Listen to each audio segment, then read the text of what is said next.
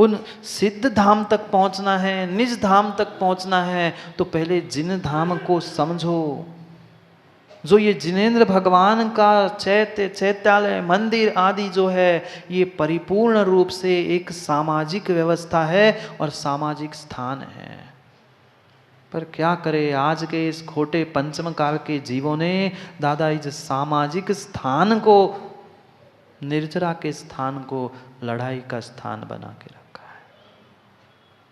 कर्मों की निर्जरा करनी थी भैया यहाँ आके।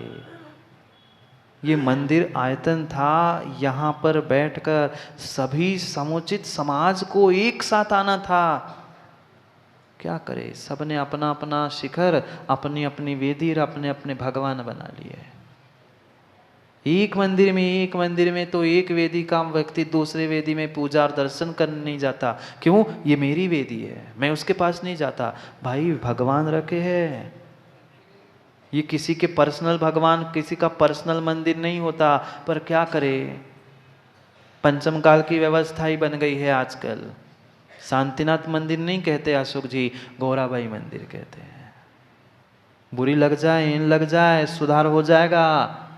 कई नगरों में छोटे बड़े सब में मैं घूम के आया हूँ। चौधरी कार, सिंगई कार, इसका उसका। भाई बैठे कौन सिंगई जी है? ये तो भगवान को भी सिंगई भगवान कहने लग जाएंगे कल। सोचो, हमने दान उनकी व्यवस्था के लिए नहीं दिया, अपने आप की व्यवस्था के लिए दिया। दान दिया, छोड़ दो। अगर छोड़ने के भाव नहीं हो रहे हैं तो मनीष भाई तुम्हारा दान नहीं है। हमने इस हाथ से दिया, इस हाथ को तक पता नहीं होना चाहिए। हम 10 बार बैंड बजवाते हैं, 50 बार माला पहनवाते हैं, हो गया व्यापार, धुल गया सब पुण्य एक क्षण में। बिना किसी आकांक्षा के, बिना किसी इच्छा के दिया हुआ दान ही है। हम अगर प्रशस्ति लिखने के लिए, नाम लिखने के लिए, वह बड़े बड़े पटिया लगाने के लिए मर रहे हैं, तो बेचारे पटिया में टंग के मर जाएंगे। ऐसा ही है।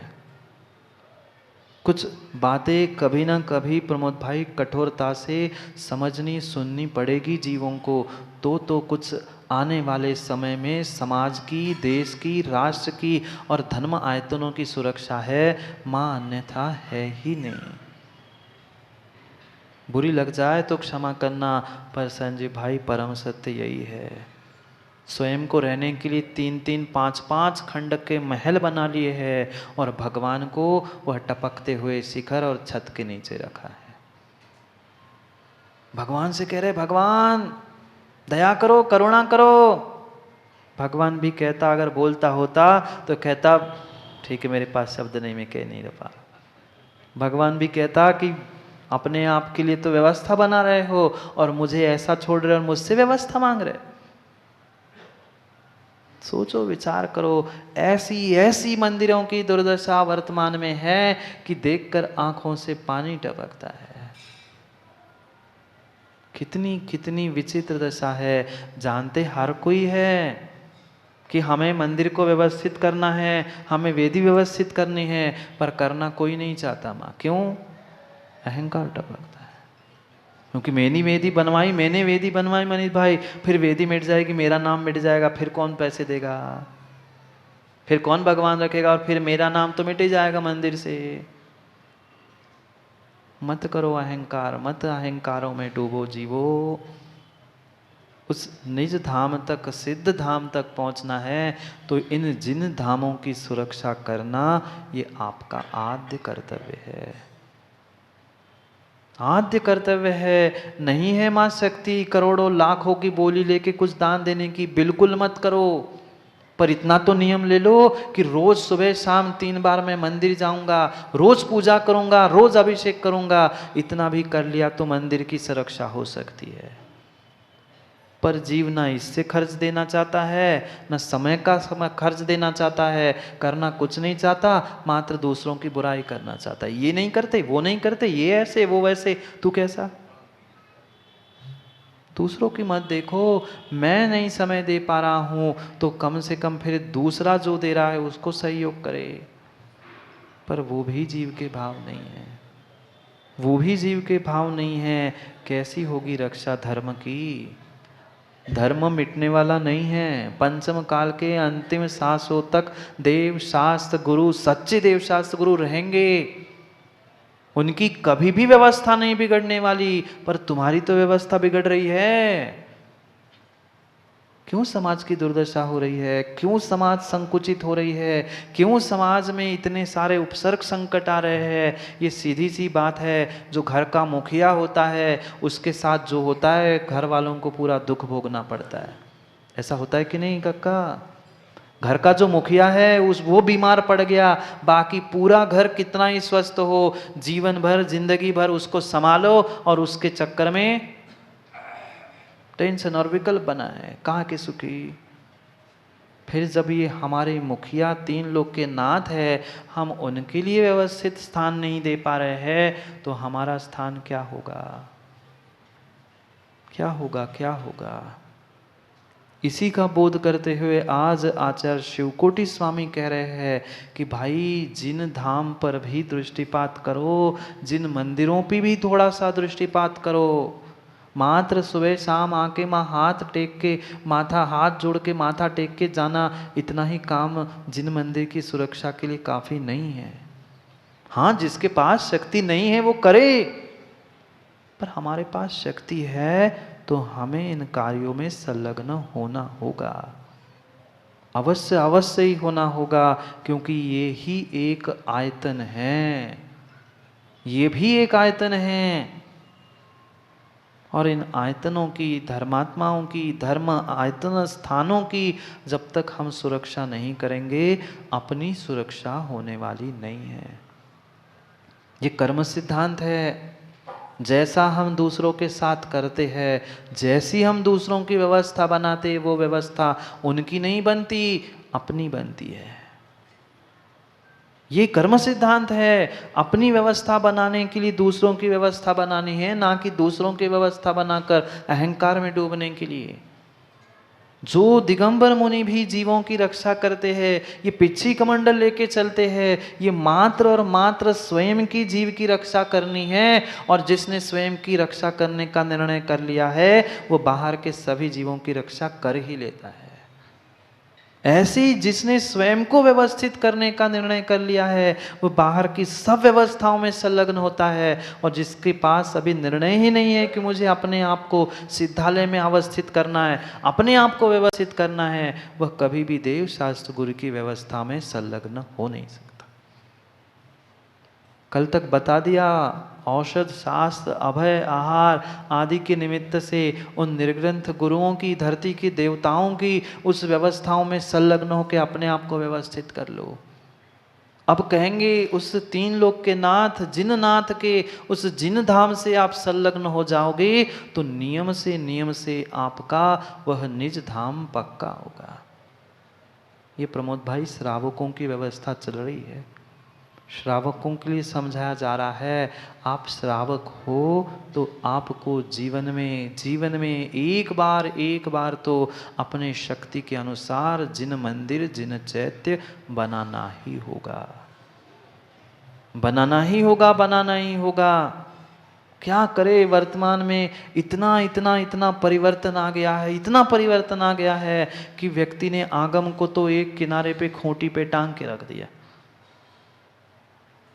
आगम की एक एक बातों को समझने की आवश्यकता है, अक्षरशः शब्द को समझने की आवश्यकता है। जो जैसा जिसके लिए लिखा है वो उसका काम वो करे, अपने आप को व्यवस्थित करने के लिए, दूसरों के लिए नहीं। समस्या यही फंसी है, बेटे का काम पिताजी करते हैं, पिताजी का काम बेटा करता है। नहीं करते माँ बेटों का होमवर्क, बच्चों को होमवर्क करना, ला बेटा मैं बना के दे दूं कॉपी, हो गया कल्याण उसका भी तुम्हारा भी। जिसका जो काम है वो छोड़ के दूसरे के काम में घुस रहा है। श्रावकों को अपने काम में समझो, अपने काम को, अपने कर्तव्य आवश्यकों को समझो। अगर जीवन में कभी हमें थोड़ी बहुत भी संपत्ति, धन मिला है, तो पक्का मानना जीवन में एक प्रतिमा, एक मंदिर बनाना ही है श्रावक के लिए। स्वयं के लिए तो इतना बड़ा महल बना लिया, वह मंदिर भगवान कब बनाए संजीव भाई? निर्णय कर लेना। ये इस कंठ से अंतिम सांस निकलने के पहले एक जिन बिंब और एक जिन मंदिर अवश्य बना है। शिवकोटि स्वामी कह रहे हैं, पढ़ते हैं श्लोक को, 33 नंबर के श्लोक में समझा रहे हैं। और ऐसा नहीं खिलौने जैसा कोई छोटा सा मंदिर व घर कमरों जैसा नहीं, विशाल मंदिर की बात कह रहे हैं। पर ये भी कह रहे वह परिपूर्ण रूप से स्वशक्त्या, शक्ति के साथ, शक्ति से अधिक कुछ नहीं।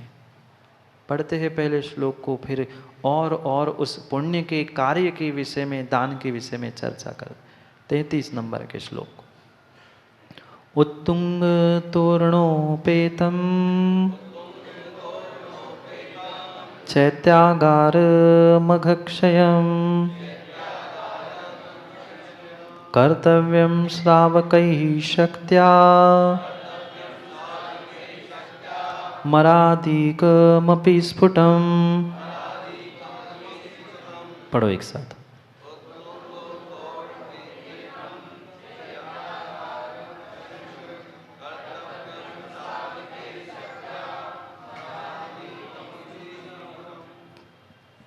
उत्तंग तोरणोपेतम, ऐसे किसी हॉल बना लेना और हॉल में भगवान को रख लेना, ये कोई मंदिर की परिभाषा नहीं है।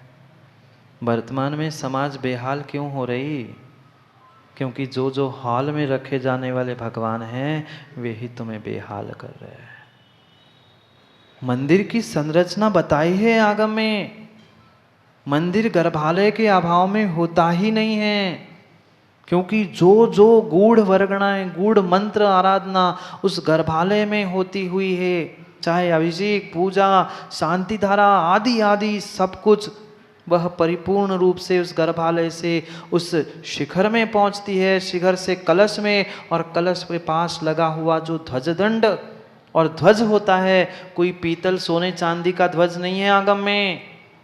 लहराता हुआ जो वस्त्रों से बना हुआ वो ध्वज है, वह पूरे मंदिर की ऊर्जा, एनर्जी उस पूरे समाज, पूरे देश, ब्रह्मांड में फैलाने का काम वह कलश और वह हमारा ध्वजा का काम करता है। नहीं है, जो जहाँ जैसी आगम की व्यवस्था है उसके अनुसार काम करो। ठीक है, ये भी स्वीकार है, 100% जो लिखा है नहीं होगा, पर भाई जितनी जितनी संभावनाएं उतनी तो करो, अतिरिक्त तो मत करो। कौन से आगम में सुमन शास्त्री जी लिखा है कि सोले के जूते चप्पल पंचम काल में मिलेंगे? नहीं होगा भाई, पता नहीं, हमें हमारे पढ़ने में नहीं आया ऐसा कोई आगम। माँ आप तो बहुत सभी कटरा की माता सब विदुषी है, ज्ञानी है, बताओ ना कौन से आगम ग्रंथ में किसी आचार्य ने लिखा कि सोले की चप्पलें मिलती है पंचम काल में? चाहे सोने चांदी की चप्पलें हो, सर पे रखेंगे ना, सर पे रखेंगे, सोने चांदी की चप्पल है संजीव भाई, सोने चांदी तो गले में पहनना, सर पे रखा जाता है, उस चप्पलों का आकार बना के सर पे रख लेना। ज्ञानी कहेंगे कि मूर्ख, फिर जब सोने की भी चप्पल पूज्य नहीं है, तुम्हारी सोले की चप्पल कैसे हुई? क्या करे अब, सब कुछ जो बनिया के दुकान में मिलता है आशुर जी, आजकल ऐसी ट्रेंड हो चुका है, जो बनिया के दुकान में, जैन साहब के दुकान में मिलता है, घी भी सोले का, सब सोले का, कपड़े भी, आज तो धोती भी नहीं सुखानी पड़ती, उठाई बाजार से सोले की धोती। अब उनकी दुकान जूते चप्पल के हो गए जैन साहब के, तो वो भी सोले के हो गए हैं जूते चप्पल। क्या करें, क्या विपरीतता है, कितनी विपरीतता है। क्यों नहीं समझ आते, मनीष पंडित कहलाते हैं ना, समझाया करो ना। सोला गाड़ी पे नहीं होता, जूते चप्पल पहनने से सोला नहीं होता। हम उन्हीं कपड़ों से उन 3 लोग के नाथ को स्पर्श कर रहे, अभिषेक कर रहे, गुरु को आहार दान दे रहे, स्वयं तो भ्रष्ट हुए हुए हम उनको और भ्रष्ट कर रहे हैं। चाहते पुण्य है, मिल रहा पाप है। जो जैसी जिसकी जहाँ जैसी व्यवस्था है उसको वैसा वहाँ समझना होगा। बंगला जी, निश्चय बाद में, व्यवहार पहले है। निषेध ना निश्चय का है ना व्यवहार का है, पर क्रम से समझो। इन व्यवहारों का ज्ञान नहीं है तो मात्र और मात्र पोथी पढ़ने से कभी भी कल्याण होने वाला नहीं है। निश्चय से पोथी पढ़ के निर्णय करने के पहले व्यवहार से भी द्रव्य शुद्धि आदि का भान रखने की आवश्यकता है। मात्र माँ भगवान को नहीं, इन जिनवाणी को भी बाजार घूमे वस्त्रों से छूने का निषेध है। मात्र देव और गुरु की ही संस्कारों से प्रतिष्ठा नहीं होती, कायदे से इन जिनवाणियों की भी मंत्रों से प्रतिष्ठा होती है। आज सब भ्रष्ट हो चुका है। देव शास्त्र गुरु, ये सच्चे देव शास्त्र गुरु आयतन है, उन्हें सामान्य वस्त्रों में नहीं छूना चाहिए। जहां तुम खड़े खड़े लघु शंका जा रहे हो, बाजार में पता नहीं नाना जीवों से मिल रहे हो, इन वस्त्रों से जैसे तुम भगवान को नहीं छूते हो, ऐसे देव गुरु और शास्त्र तीनों समान आयतन है, इनको छूने का अधिकार नहीं है। मैं तो दर्पण बता रहा हूँ भाई, मेरे से लड़ने पूछने मत आना महाराज जी फिर क्या करूँ, फिर क्या करना है आपका निर्णय है। मैं तो अपना काम कर रहा हूँ, ऐसा आगम में लिखा है, फिर आप जानो आपका काम जाने। ये भी प्रतिष्ठित है, पूज्य है। हमारी उस क्यों 16 के वस्त्रों की आगम में व्यवस्था की है, क्यों ही मंदिर आदि की व्यवस्था की है, उसके पीछे भी बहुत बड़ा वीतराग विज्ञान है। वो गर्भालय, शिखर, कलश व कपड़े की ध्वजा, सबके पीछे हमारे पूर्वाचार्यों ने गणित बताया है कि ऐसा करोगे तो ऐसा रिजल्ट मिलेगा, ऐसा करोगे तो ऐसा मिलेगा। इतनी इतनी सूक्ष्म बातें लिखी है कि किस दिशा में क्या होने से क्या फल मिलता है, सब कुछ देखने में आता है। जानते तो हम हैं, पर मानना सीखा ही नहीं है। आज नहीं तो कल नरक में जाओगे तब मानना पड़ेगा। तब को अवधि ज्ञान लगा के समझ लेना कि तब कोई समझाने वाला मिला था, पर हम माने नहीं। आज नहीं मानोगे तो नरकों में को अवधि ज्ञान लगा के मानना पड़ेगा। सत्य यही था, सत्य यही है। मानो नहीं मानो, नरकों में जब पीड़ा होगी ना, वह वेदना से भी वह सम्यक उत्पन्न होता है। नरकों में पड़ा होगा ना, नरकों की वेदनाओं से सम्यक होता है। वहां जाके कर रहे हो सम्यक प्राप्त, यही कर लो जिनवाणी को सुन के। उत्तुंग उत्तुंग उत्तुंग तोरणों पेताम। पूरा लिखने का समय नहीं था, श्लोक में एक स्थान नहीं था, इसलिए मात्र उत्तुंग तोरणोपेतम, उत्तुंग तोरण द्वार आदि आदि से करते हुए उन्होंने पूरी व्यवस्था बता दी। मात्र मंदिर की एक प्रतिमा, वेदी, गर्भालय, उसकी व्याख्या हो जाए तो घंटों घंटों कम पड़ जाए, इतनी व्यवस्था आगम में लिखी है। नहीं कर पा रहे भाई 100%, कुछ तो करो।